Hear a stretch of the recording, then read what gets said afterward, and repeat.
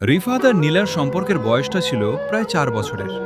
College জীবনে সেই প্রথম দেখা, রিকশার হুড ফেলে হঠাৎ নামা বৃষ্টিতে ভেজা, আর রাত জেগে মুঠোফোনে হাজারো স্বপ্নের জাল বোনা, সবকিছুই ছিল নিখুঁত।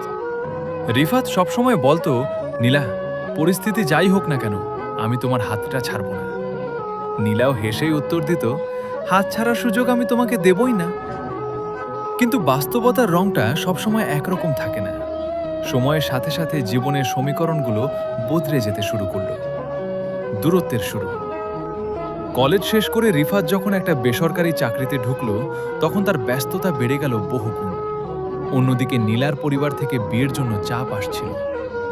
রিফাত চাইছিল আর কিছুটা সময়, নিজের পায়ে একটু শক্ত করে দাঁড়াতে, কিন্তু নীলার পরিবারের কাছে সেই সময়টুকু ছিল না। ধীরে ধীরে তাদের মাঝখানের কথা বলা কমে এলো। রাতের দীর্ঘ ফোনালাপ জায়গা নিল ছোট ছোট টেক্সট মেসেজে। ব্যস্ত আছি, পরে কথা বলছি। ঠিক আছে, নিজের খেয়াল রেখো।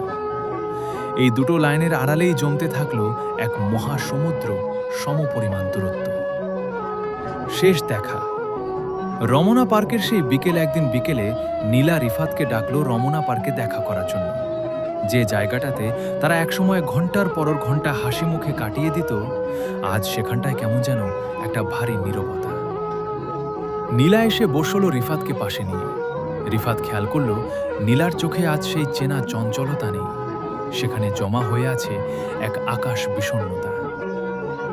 রিফাত, আমাদের বোধহয় আর একসাথে থাকা হলো না।